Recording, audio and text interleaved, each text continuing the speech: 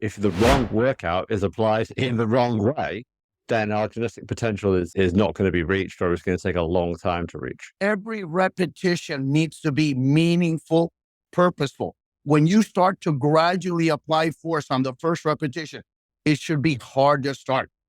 That first repetition will theoretically fatigue your slow twitch muscle fibers. The second repetition gets progressively harder as the inroad depth deepens. And then the third repetition should get you close to the point of momentary muscular fatigue, fatiguing the type 2X muscle fibers. So 1 minute time under load, we're going to wait 30 seconds or however long it takes for your heart rate to come down to under 100 beats per minute. And you go on to the next machine. We go to the point of concentric muscular failure. When you can no longer perform a full range, unassisted positive rep, the set is done. No drop sets, no force rep, no half rep. These guys are just wishing pie in the sky. If you really go through the scientific research looking at purely muscle hypertrophy, there is an argument that carries some evidence for it around a higher volume of training, e.g. performing multiple sets and or performing multiple exercises or more exercises in a workout. A workout could be more comprehensive and include single joint exercises. And then, yes, I think that there's research to support multiple sets of exercises if your sole goal is muscle hypertrophy. What is more effective for building more muscle? Strict SuperSlow training, or let's call it higher volume, high intensity training for want of a better label? Hopefully today we might find out. It's Lawrence Neal here, and welcome back to High Intensity Business, your one-stop shop for growing your hit business and fueling your passion for high intensity training. This is episode 499. And today we welcome back to the podcast, Fit for Life owner, certified medics fitness coach, and SuperSlow instructor, Dagoberto Vila, and Director of Education Consultant and world-class resistance training researcher, Dr. James Fisher. Welcome back, gents. Great to see you again. Good morning. Thank you.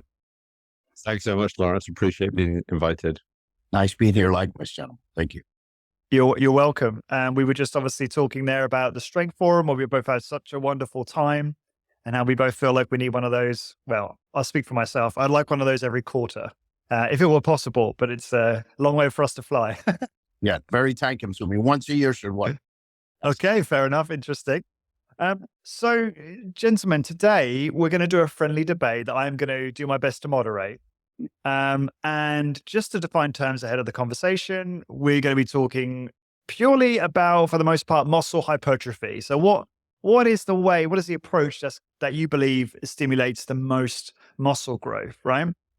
So I thought what would be a good way to start this is just ask you that question. So I'm going to start off with yourself, Bert, and in the best way you can, just answer this question for me. What is, in your opinion, the optimal approach to resistance training to stimulate maximum muscle hypertrophy?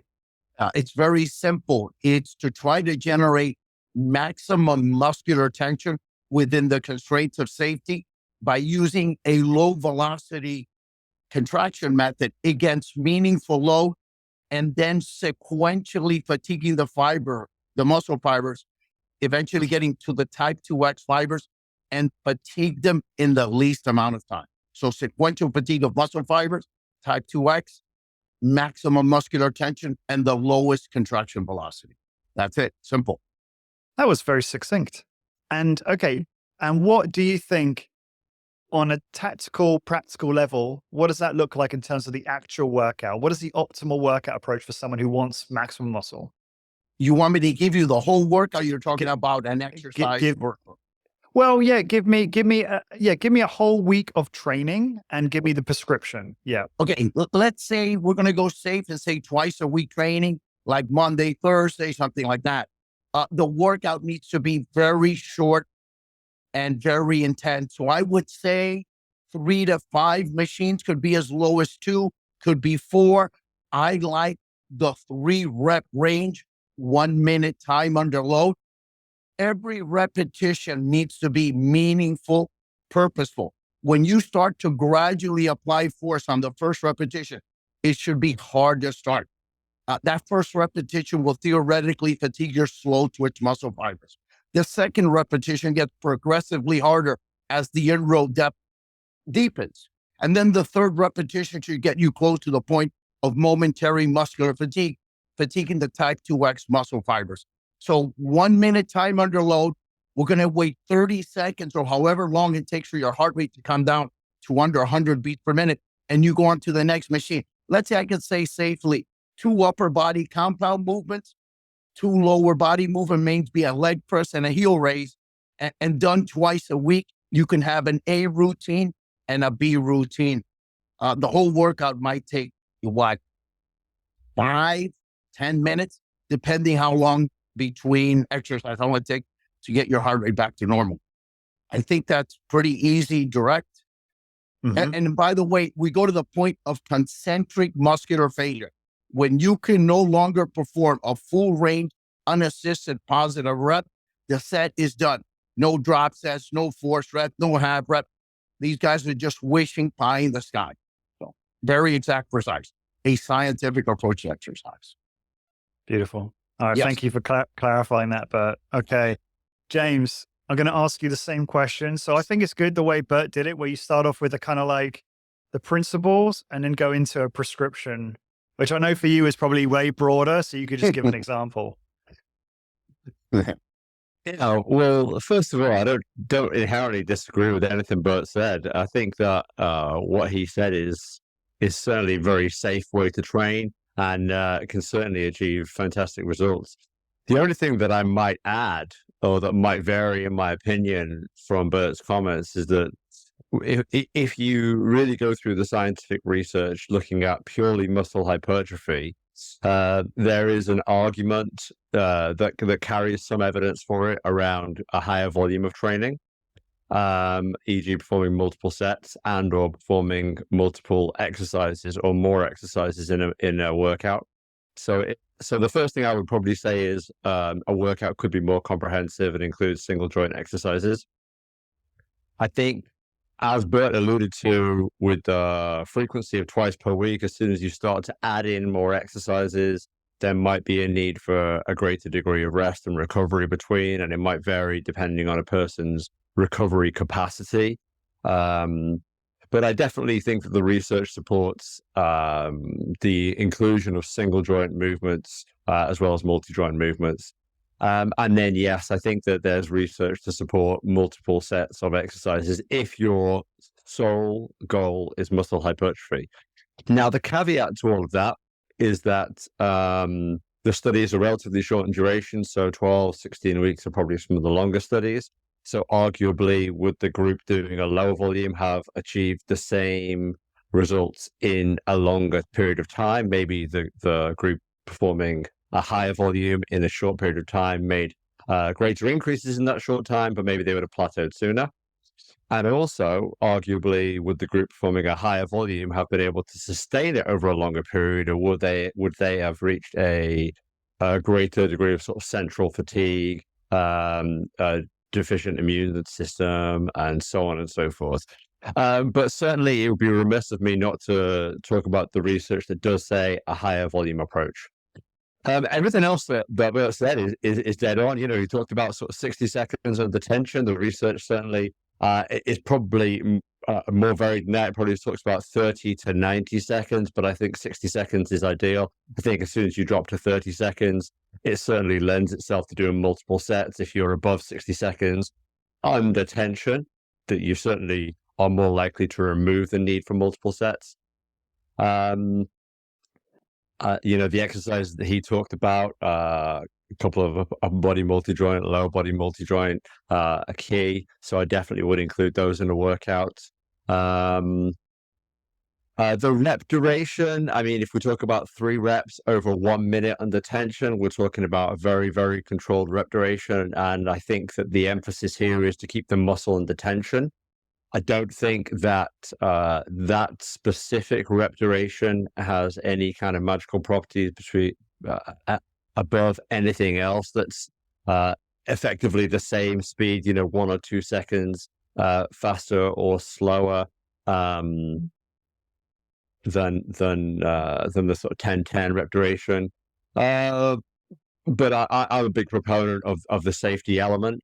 There was an interesting paper by Brad Schoenfeld's group recently that looked at cheat exercises, where the concentric movement, the exercise in question was a bicep curl. The concentric movement had very loose form, but the eccentric movement was controlled. And they reported in the study duration that there was similar muscle growth in the arms between the two interventions.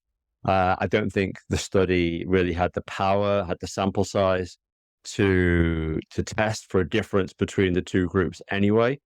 So I think it was always destined to find the same sort of results between the two groups.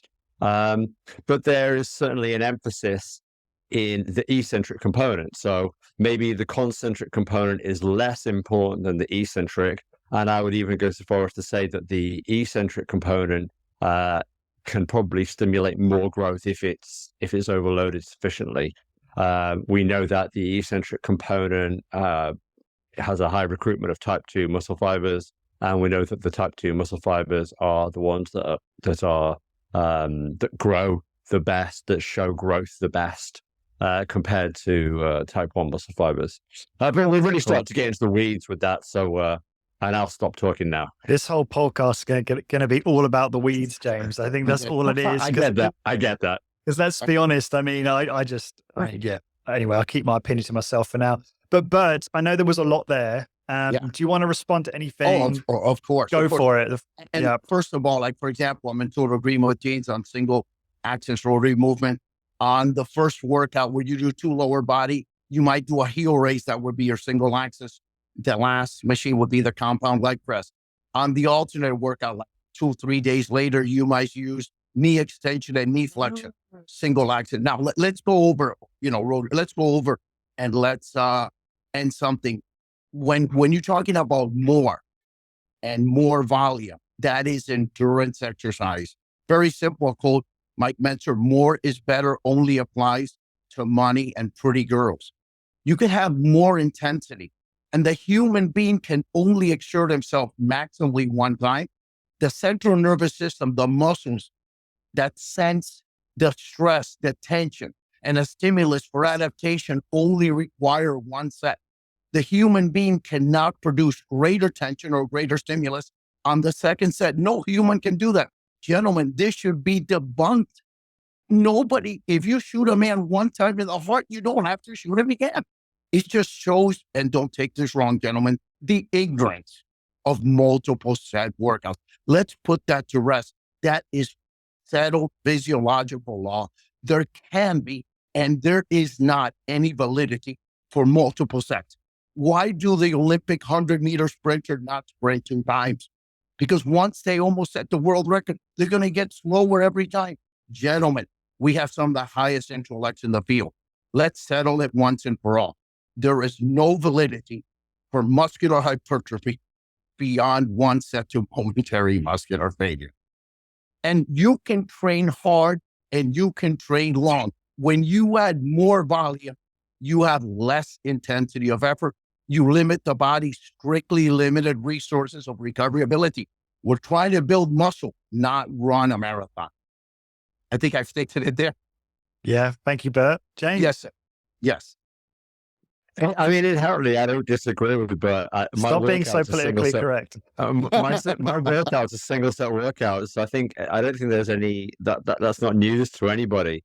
Yeah. What's really interesting is, and this is, I fight my own sort of beliefs every time I read this kind of research. There are a number of studies that show greater muscle hypertrophy from multiple set training compared to single set training. Now, if they produced effectively the same results, there should be an equivalent number of studies that show single set training producing better results than multiple set training. So it would be like 5 either side of the scales. And there simply isn't that. There are simply more studies that show greater benefits to a higher volume of training. Now, Bert raised an excellent point, and I don't think this goes without saying, that intensity of effort is a key factor in all of this. So if somebody isn't reaching muscular failure, isn't reaching a sufficiently high intensity, then a second set where maybe some of the muscle fibers are already fatigued and they already begin that set in a fatigued state. And so they're progressing that recruitment phase and maybe a third set and so on and so forth. So ultimately, one of the first things Bert said was that the mechanisms of trying to recruit every muscle fiber, trying to put tension through every muscle fiber for stimulus. So I think that's absolutely key. I just think that there are multiple approaches to that, and I'm not in any way advocating multiple set training. I feel like I'm fighting in this corner that I don't want to be in. But I also think there's research there, and it would be remiss of me as a scientist not to discuss that research. Now, are there flaws in that research that I myself have fought against? Yeah, absolutely. But the research is there nonetheless. Can I state an opinion? Yeah, but just quickly before you do, Yes. it's James made a funny point there. Usually he's in your position, Bert. He's the one defending high intensity training, but in this instance, he's just trying to fairly represent all the evidence. But Bert, please go ahead. Yep. Okay, just be aware. We live in a real world, in a physical world, not in a research data world. And we see human beings and we see them devoid of muscle. Most super slow instructors are devoid of muscle. Okay, let's point that out. Also, if you're doing a research study, right, this is very simple common sense. And the guy knows that he's going to do a multiple set workout. He doesn't go to momentary muscular fatigue on the first set because he knows he's got to do a second set. If he knew that it was only one set, he had to go to momentary muscle. There's nothing. It's simple. You just there's something common sense that is being left out in this discussion. And then what happens, I want to bring another point. You got these super slow guys doing, 5 reps and 6 reps, a minute, 42 minutes. These guys never reach fatigue of the type 2 muscle fiber. That might be why there's literally not one muscular super slow guy. Literally not one. They never sequentially fatigue the type. They're basically doing aerobics on MedX and super slow machines. They're using it as tools of aerobics. The slow twitch muscle fiber regenerate during the set, come back into play. So that's my only statement. James? Yeah, I think that's really interesting. Moving on from the multiple set kind of comment there, I think the argument about time under tension is 100% accurate. I don't agree with a long time under tension. I think as soon as certainly probably crossing the minute 30 barrier, it's unlikely to be effort that is optimized. It's far more likely that somebody's discomfort level is what prevents them from reaching the higher effort levels and prevents them from recruiting the muscle fibers and prevents that adaptation. And certainly my own research has shown that if you get people to train to failure at a very, very light load, sort of 40, 50% of 1RM, they're under tension for so long and their recovery capacity of the slower twitch muscle fibers will just keep dropping out and then coming back in and re-recruiting. They'll almost never get to that final recruitment of the type 2X muscle fibers, which is what we're looking to recruit for muscle growth, certainly.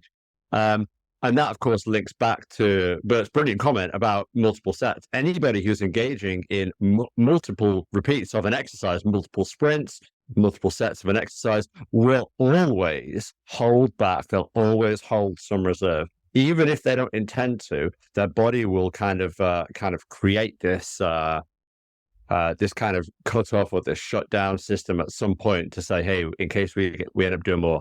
And to some extent, I think many people doing single set training will have that cutoff as well. And that might be one of the benefits of multiple set training or certainly multiple exercise training for some people if they simply can't push themselves to that higher degree of effort, which I'm sure, we've all seen clients that say, hey, they're there, but they're not there. We know they're not there. So, yeah, some interesting points in that. But certainly I would agree about the time under tension. Right. You mind if I just bring up a point? Is that Go okay? ahead, Bert. Go ahead. Again, James is 100% on some of the points he brought on. Once an individual knows that he has one set to fatigue, there's no second set. There's no reason to hold back. And you want to reach physiological fatigue, not psychological failure. So when a person verbalizes that he can't do another rep or can't attempt it, that is psychological failure, not physiological failure. So the intensity of effort, and let me just come on another point. And I asked one time, Ken, if he could do this for me, and he was not able to. Maybe he could define what is meaningful load or heavy. I'd like to use a load, right? That it's not only that you choose to move slowly, but you literally cannot move it quickly. So when you first start to contract, the initial contraction force on the first repetition should take you 3, 4, 5 seconds to get the weight moving. You almost believe that it's not going to start. And now you volitionally try to maintain a low contraction velocity. You don't want to volitionally increase the acceleration as to drop the tension off the muscle. But it should be very hard to move the weight slowly. Now, can you get to the point where the weight is too heavy? I would say, yes, the weight is excessively loaded is if you have to use excessive acceleration or you can't maintain, we'll say a 10-second concentric, because the weight is so heavy, you need to use excessive acceleration. So meaningful load, high load, you can barely start it. You do start it, but you cannot move it fast as long as you keep applying the force in a slow, smooth, and gradual manner. It's all about the tension, not about acceleration forces. I just want to throw that in. Yeah. James, do you want to reply or I can move on to some bullets? I think that's a really great point. And I think in most cases, many people probably start with a weight that's too light. It used to be talked about that it wasn't the final reps of a set where it feels heavy that are dangerous. The first reps of a set where the weight feels light and where you can move fast. So the idea of starting with a weight that already feels heavy, that you have to move slow, that you don't deliberately move slow, that you physically are forced to move slow, is a great point. And of course, if you're only doing 3 reps, then you kind of tick that box quite nice. The idea of going into a gym with and using maybe 10% more weight than you might do, and only planning on doing 3 or 4 reps is probably a good starting point. So yeah, I like that approach. I think that's quite nice. Okay, so I wanted to talk about speed of movement. This is something that me and Bert discussed on our first podcast together. And we were kind of debating, what is technically too fast. And, and Bert was sort of explaining that he does kind of a 10-10 cadence that might extend out to like an 8-12, with turnarounds and stuff like that. And before this discussion, Bert raised, talked about time static contraction. And I remember you saying, James, to me, that you felt that, why not just you commented and said, why not just do isometrics? If slower is better, then surely motionless is maximal, right? So, Bert, do you want to go first on, why not just do isometrics if the slower you go, if motionless is better, right? But you clearly don't feel that way. So yeah, I hate to say this, and I know this is going to tick off a few people, including my mentor, but I see little to no value with time static contraction. Isometrics were used in 1950 by Bob Hoffman. They lack the benefits of full range exercise. You need an external source of load. Muscles generate tension based on 2 variables, contraction velocity and load. There's literally no load. You're applying force against an immovable object. You're also going to have the tendency to push on the object and back off. Push on the object and back, because the object cannot move. So I'm in favor of dynamic exercise where the muscle shortens and the muscle lengthens. To bring something up that James brought up, realize something, gentlemen. There's no eccentric in a time static contraction. And James is 100% correct. Most of the growth comes from eccentrics. You got to hyperload it with 40% more load. The super slow people have a phobia about injuries. Gentlemen, super slow strength training dynamic contract is the safest form of exercise. Now, most super slow instructors lack structural integrity. Build up some more mass, load up the weight, move slowly. A lighter weight, like James said, you can move it faster, has a greater risk of injury. The super slow guys have a phobia with injury. It is the safest, Ken Hutchins developed the best strength training protocol in the world. And I will not leave dynamics. You feel nothing with time static contraction. You need an external load source to provide resistance against the shortening muscle. I hope I stated that correctly. Thank you. James? Yes. Yeah. It's so funny to debate this with Bert, because I don't do time static contractions. I've never done time static But contractions. you will defend them. but I have to defend kind of the fundamentals of physiology, I think. And I think there are definitely limits to what time static contractions can do. So I think if we're talking about optimizing, which is what we did say before we started the recording, then time static contractions definitely lack something in optimizing adaptation. But can time static stimulate an adaptation? Yes, absolutely.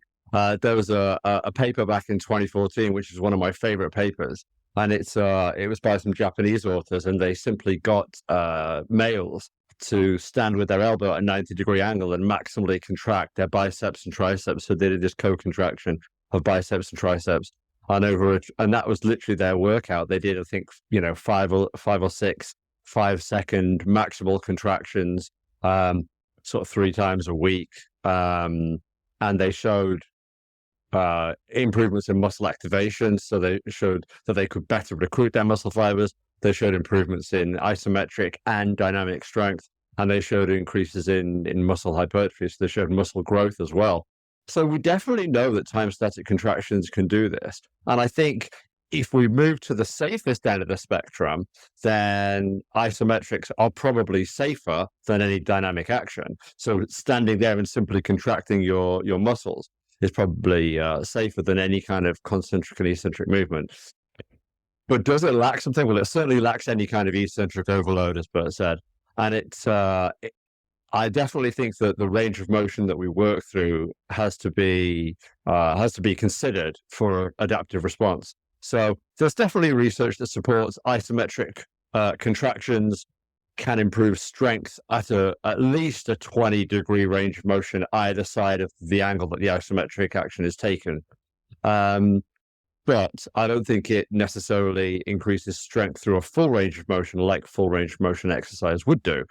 And it probably doesn't do as much to improve flexibility and so forth, which are some of the other benefits of strength training.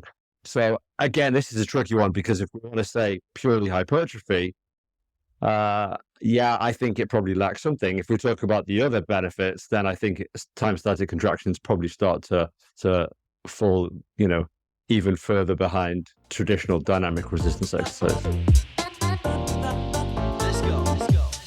Today's episode is sponsored by Imagine Strength, the game changer in safe, simple, and effective high-intensity training machines. When it comes to HIIT, Imagine Strength is your go-to for intelligently designed, efficient, and affordable equipment. Their team is passionate about HIIT, and it shows in every piece they craft. So why are Imagine Strength the right choice? Number 1, they tailor-make their equipment for HIIT studios.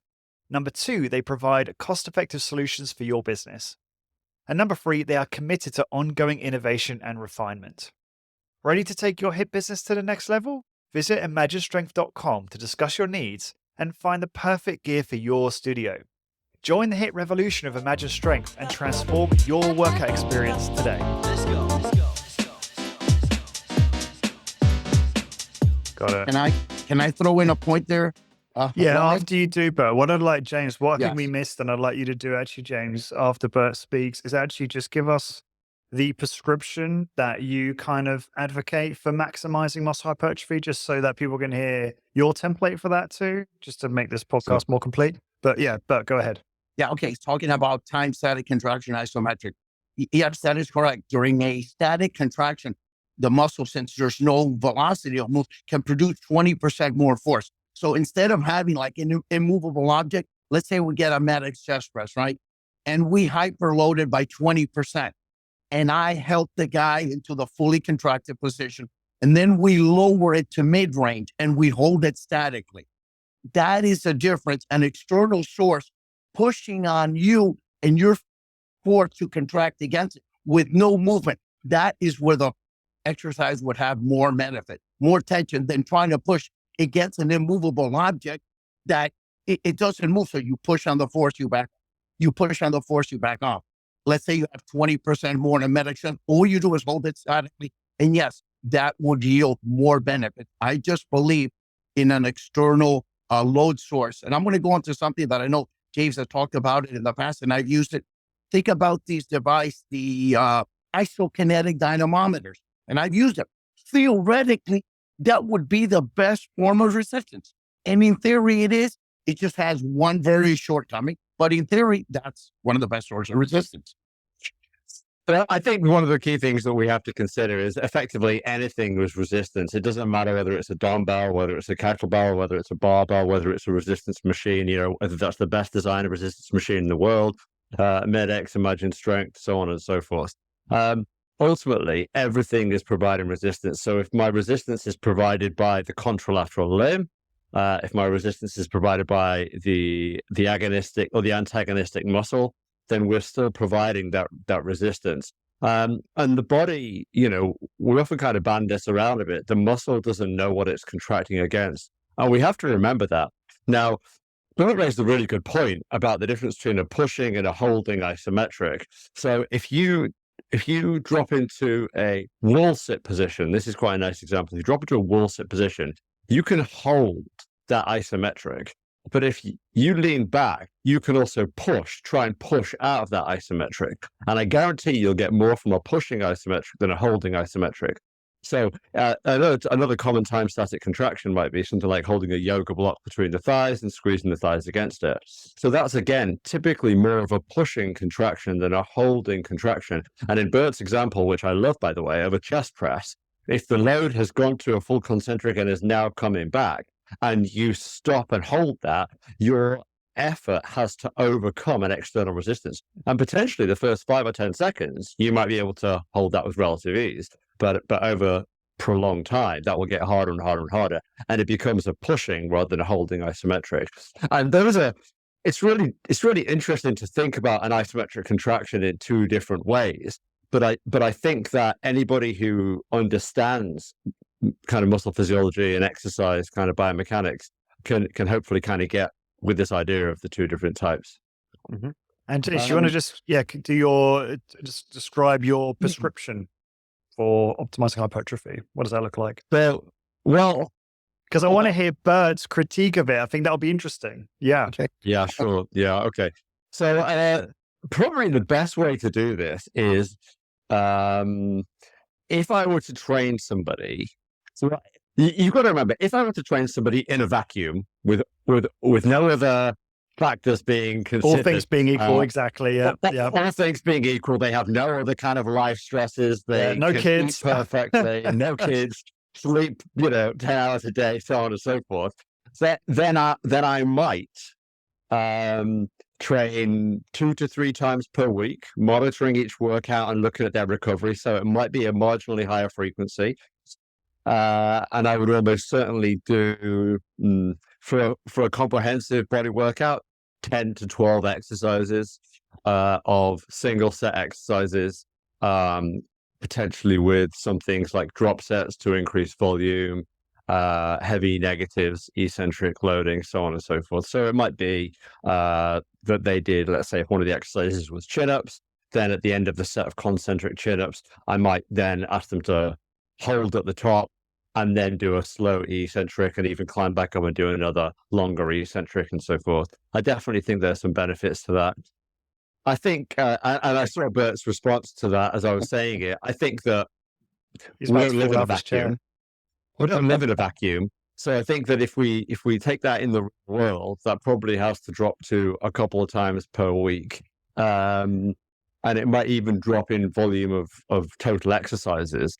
But I think that there are certain exercises that we can't be remiss of, even from a health point of view. So, for example, huge proponent of knee extension exercises for the vastus medialis, which stabilizes the knee joint. So I think that's absolutely key. I'd like to see some neck training in there. I don't think we stimulate the muscles of the neck with much else at all.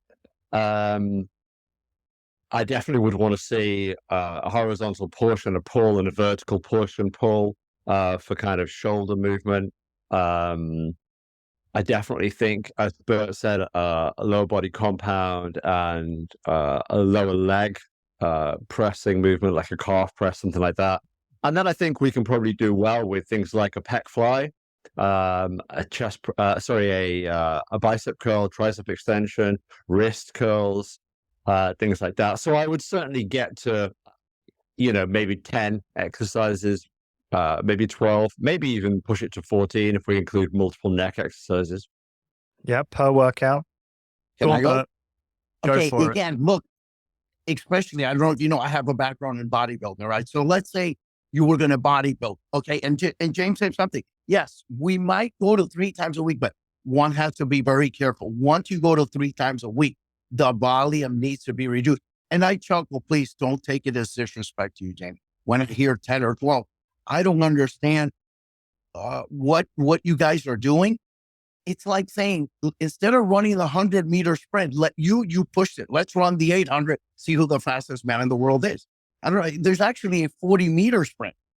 At the 100 meters, the guy who slows down the least. So again, I know you want to do all these little muscles, and I do too, but you have the issue of how hard can you train? So you got a very lengthy workout with high volume. You're holding back an intensity. I mean, I finished 3 machines or 4, and look, the SuperSlow they want to put somebody on the floor to vomit, to shake around like a frog. That's not the point. It's just, but you literally, your heart rate is so high. When you finish your leg press, the 4th machine, and the guy gets up and says, I want to do more, something is wrong. So gentlemen, we're just not training intensely enough. I understand. And I do cervical extension, and that's a small, single axis movement. So you might have 4 machines, but this 10 or 12, I can't visualize. The way I train is just totally different.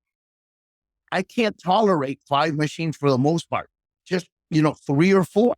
And I work a lot, not that James doesn't work a lot. If I'm very fatigued, I'm doing 1 compound movement for lower body, 1 compound for upper body. If I do a single axis and I might do just a knee extension, he's 100%.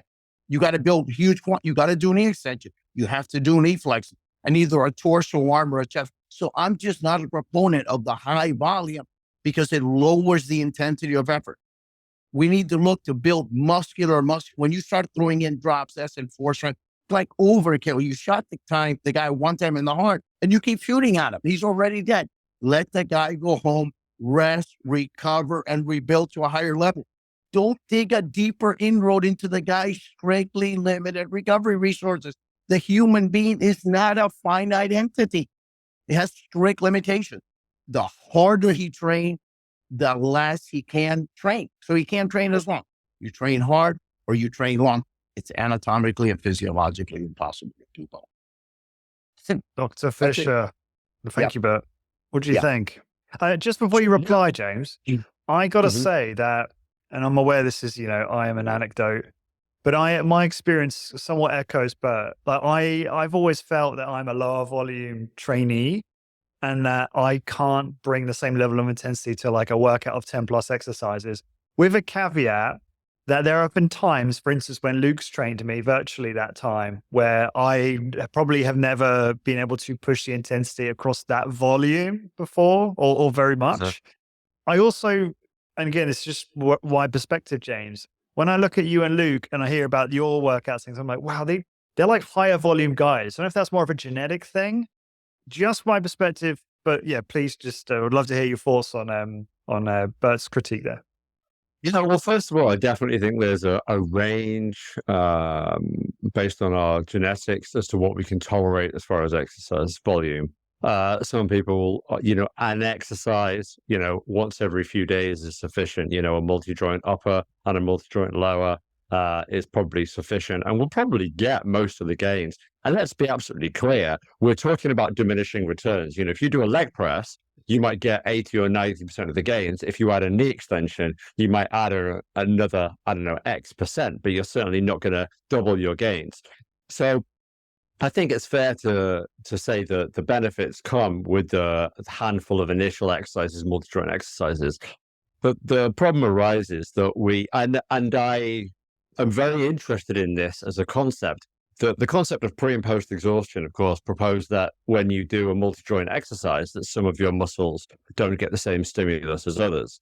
So, for example, if you do a chest press exercise, which is a multi-joint upper body exercise, is it your anterior deltoids? Is it your triceps? Is it your pectorals that ultimately prevent continuation of the exercise. One of them presumably reaches some sort of mechanical failure and prevents continuation of the exercise. And I don't, I'm not saying that that's a fact. I'm saying that it's quite likely. Now, if somebody is trying to train their chest, then doing a chest press where maybe their triceps and their anterior deltoids inhibit their performance, then including a pec fly exercise or a single joint chest exercise of some kind, then I think that is a belt and braces approach to saying, okay, I want to make sure that I optimize muscle fiber recruitment in my chest, and therefore I'm going to do a single joint movement for my chest. Now, do you double the benefits for your chest compared to just doing a chest press? Almost certainly not. But are there potentially greater gains by doing so? Yeah, I would say there probably are. There was a study that I talked about back at the Strength Forum, and I just dug it out just to look at some of the data. And bear in mind, these are very, very small differences. But one of the studies I talked about looked at a group that did the comparison was multi-joint or multi-joint plus single joint. And actually, one of the key things they were looking at was exercise order. If you do the multi-joint before the single joint, or if you do the single joint before the multi-joint. But the two exercises were a bench press, a barbell bench press, and a barbell skull crusher exercise. So laying supine on the bench and effectively doing a skull crushing exercise. And the single joint groups, so the group that only did multi-joint exercise did not have as great a stimulus as the group that did multi-joint plus single joint, both in the pecs and in the triceps. And we're talking about a difference of maybe 9% to maybe 10%. Certainly not statistically significant, but certainly a larger effect size. Now, it's worth caveating all of this that when we talk about statistical significance, what we don't know is if they had continued the study for longer, then they might have got closer together, or if they'd continued the study for longer, they might have got further apart. We simply don't know that. But if we look at the data as is based on the effect sizes, there is a sound argument for including single joint exercises within a workout. But Again, I'm all for single joints. I just don't like the pre-fatigue or the pre-exhaustive. So I'll do the knee flexion on its own with a knee extension on its own. There's a lot of debate if you got a pre-fatigue, if you got to move within 3 seconds or whatever. So I just do them by themselves. And I understand the logic of the pec deck to directly target the pectoral muscles. You have a medic chest press with the movement arm that converges. You just get a lot of bang for your buck on a multiple axis or a compound movement versus a single axis. Maybe if I was training a bodybuilder, he was going to compete, he had weak pecs. Yes, we would have to include a pec deck. If he had weak tricep and we weren't getting it, we have an elbow extension. So I'm all for that. But when you add little single axis, I'm aware of the limitation of the Homo sapiens. So if I add something in, I got to take something out because I know the human being can only exert himself maximally one time. And I was just pointing something out that you said, Lawrence, Luke trained you and stuff. I remember maybe a month ago, I went and Ken Hutchins trained me and he only put me on 2 dynamic movements, a leg press and a chest press. But I was just so, blessed, overwhelmed by having the ability to him supervise my session that I did 3 reps. He tries to make you get a start of 4 and there's nothing going on. There's nothing left because, I just laid it out there. So yeah, if you were motivated by a great supervisor, the workout is even more intense. So I can do even less volume. But I'm in full agreement almost with everything that you gentlemen are stating. And I'm blessed with the opportunity to be here with you. Guys, this has been way too friendly, in my opinion. Go ahead. I think I've been thought-provoking. Very much so. Yeah, I think, we need to talk more and talk less down to one another. Even if you're the highest, you don't want to talk down to people. Just open up your ears and be receptive to different ideas. That's all I'm saying. Yeah. Okay, so there's one other, question or idea I wanted to end on. One of the things you said on a podcast with me, Bert, is you feel, and you can correct me if I'm getting this quoting you wrong, that your approach using a super slow approach as you advocate, you should hit your genetic potential in 1 to 2 years. Whereas you think that people using other, shall we say, high intensity training approaches, because that's what we're talking about here, it's more like 7 to 13 years, which feels like super arbitrary, if I'm honest, to me. But do you want to just add anything to that? And then James can share his thoughts. I think you're 100%. That's exactly what I said. And I share that opinion. And then we just go to the force velocity relationship. You know, I can quote Richard Leiber. By the way, I don't know if James knows of Richard Leiber. He's the #1 physiologist in the USA. And he points out that I have it here, skeletal muscle, I can show you the book, a 16% or 16.6% increase in contraction velocity lowers the muscle tension by 50%. So you got these guys, you know, lifting in 1-2 seconds, muscle tension is at 5-10% of maximum tension possible. Imagine it's going to take 7 to 13 times longer. So I don't think it's that arbitrary. It's based on laws of human physiology. You don't abide by those laws, you have time to waste and be less productive. You have my best wishes. So I stand by my point. Understood. All right, yeah. James. Come on, let's try and disagree here, gentlemen. Come on. Yeah, I'm gonna go way out there. I'm gonna completely disagree with Bert on this. Excellent. I actually think you can probably hit your genetic potential a lot sooner than 1 to 2 years. I would even posit that some people can hit their genetic potential in 6 to 12 months. I agree with you. I agree with you. And everything beyond that is probably plateau. It's probably there's a great book by Nate Silver called The Signal and the Noise. And so I'm going to say that everything beyond that is probably noise. It's effectively a plateau. You might have some days where you have a great day, or you might have some weeks where you are a bit more muscular based on recovery and based on nutrition. And I don't know if you go on vacation and you're, creatine maybe, things like that. But effectively, I think most people will probably hit their genetic potential with the right training in 6 to 12 months. So there's actually more and more research supporting that. Now, what's fascinating is that there are certain communities who are really opposed to that, and they're like, it doesn't matter how long you train for, you're never going to reach your genetic potential. There's always something more to get. There's always something more to get from it. And I love that there's an ambition, and I think we should go into the gym hoping that we can do that. I think we should go into the gym pushing to achieve that. But I think we should be cognizant that we're probably, our adaptations are probably not going to occur notably beyond a 12-month period. Certainly not beyond a 2-year period, as Bert said. So, and yet, if somebody does overtrain, it's going to take them longer. If somebody doesn't have the right nutrition around their training or the right rest and recovery around their training, for some people, the lifting weights is the easy part, right? They'll join a gym, they'll go in the gym, they'll do it 3 or 4 or 5 days a week. They'll throw weights around like it's nothing. Their technique's poor, the muscle's not under tension, the effort's low. They don't get much in the way of benefits. They'll drop out for 6 months. They'll rejoin 6 months later, and so on and so forth. And they'll kind of follow this undulating process. But I think if you, and let's be clear, one of the key things that we're talking about here is supervision. We've all talked about supervision, whether it's from Luke or whether it's from somebody else. I did a workout back in Strength Forum. I did a workout under Pete Circo, and we did 3 exercises. So if Bert wants to talk about low volume and high effort, that was 3 exercises that were all with a very heavy negative emphasis. I did a leg press. Did he take you to failure on those? Yeah, absolutely. Oh, okay, I couldn't remember. I wasn't sure if it was absolute failure. Yeah.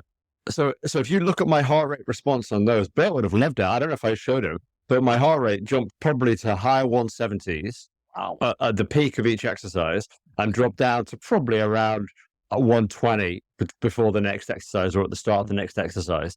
So, and that is to some extent my heart rate's recovery based on my level of fitness, but it also is a testament to how hard I was working and Pete's supervision and his coaching, and of course the peer element of being in the room and so on and so forth. But of course, if people train without supervision, it's going to take them drastically longer to achieve potential, because they're shooting in the dark. They haven't got the right motivation. They haven't got the right technique. They haven't got the right overload stimulus. They're probably not tracking their results the same way. it's easier for them to fool themselves. So yeah, I agree. Great points, James. But just to get back to the original question, Bert's contention was that if you train without, I'm just going to try and, I have to say this broadly, if you're going to use perhaps your approach to high intensity strength training, right, with the prescription, and Bert, hopefully I'm not speaking out of turn here, but if you use your prescription, Bert's opinion is that it could take you as long as 7 to 13 years to reach your genetic potential. You're saying 6 to 12 months. I would say 6 to 12 months. I think that there is, of course, a natural variance in people. I don't think that it would take that much longer to reach a genetic potential based on a higher volume approach. But I think that's based on tracking the numbers. So Lawrence, if I trained you out of the blocks and you've never lifted a weight a day in your life, and within the first few months, I haven't identified that you simply can't tolerate a 12 exercise workout, and I just keep plugging you through it, then maybe ultimately that will take you longer. But actually, hopefully, I would have recognized that, and I might have reduced your frequency, or I might have reduced the volume of each exercise, and so on and so forth. And therefore, would hopefully still be shooting for the similar time period for genetic potential. I definitely think that Bert's right. If the wrong workout is applied in the wrong way, then our genetic potential is not going to be reached, or it's going to take a long time to reach. Right. And just to reiterate, I'm talking about like the worst case scenario.